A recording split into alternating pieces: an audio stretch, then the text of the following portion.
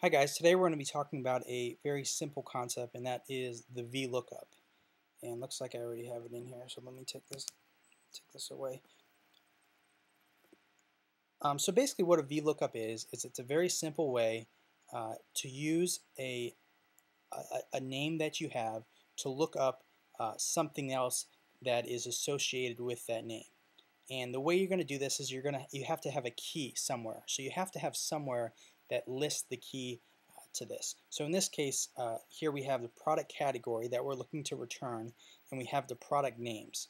And so obviously every name has its category, and there's the repetitive names here. So we have win, and it goes on forever. It goes on for thousands and thousands of cells. But you have to have a key somewhere. So over here on the side, you can see here's our key. So here we have the product name and the category that is associated with it. So the first thing you want to do before you start doing your VLOOKUP is to establish and define a named range. And that's the key you're going to be looking up.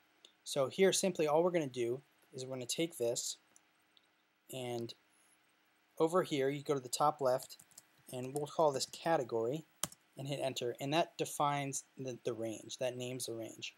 You can also go up to insert and hit define, or name, and go to define, and that'll show all your managed named ranges. So here's category that we just created.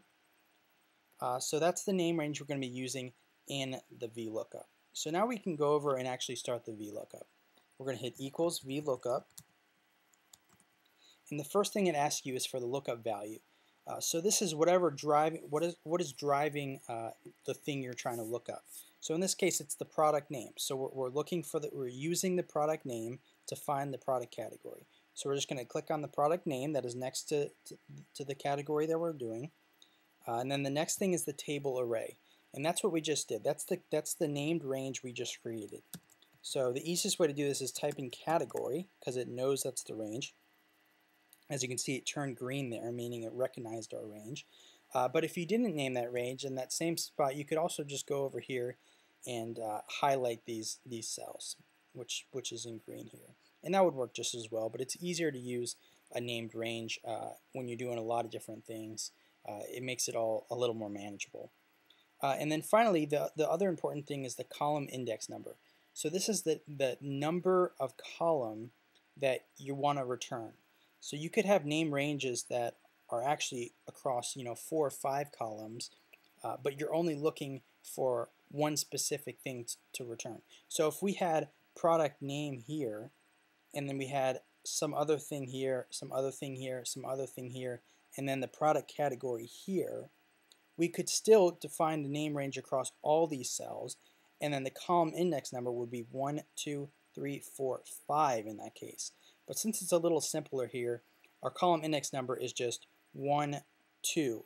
So it's just 2 because it's the second column in our named range that we want to return. So we're going to type in 2 here, and that's basically it. That's all we really need. There's a fourth thing called range lookup, which is not necessary. It's only sometimes necessary, but most of the time you won't be able doing it, so I won't be going into it right now. So hit enter. And as you can see, it's used this range, and it's looked up the product name to find the product category. And from here, we can just move this all down, and it'll fill in all the rest of the things. So it's like right here, it's using stratosphere and looking up in our range to find that it's in the category of trains. And that's the simplest way to do it, man. And instead of having to go in and actually physically write formulas for all these cells or physically link all these cells, it's a very, very quick way to fill in a lot of cells, and it's very impressive to employers if you know how to do things like this. There also is something called an HLOOKUP, which is instead of vertical, it's horizontal, and that's the same exact thing, except instead of having a key that's in horizontal in 2 columns, it would be vertical. So if we had something like this, and we had all the names across the top and all the categories across the bottom, we would use a horizontal lookup. And then for the index number, instead of counting the columns, you just count the rows. So if we had all the names up here and all the columns down here, it would still be 2 because it's the second row down. And that's it. That's how you use VLOOKUP and the HLOOKUP. So just keep trying. It's a very simple thing. People tend to overthink the VLOOKUP. And if you you know, just work on it and try it, you realize how easy it is. So thanks for watching, guys, and I wish you well.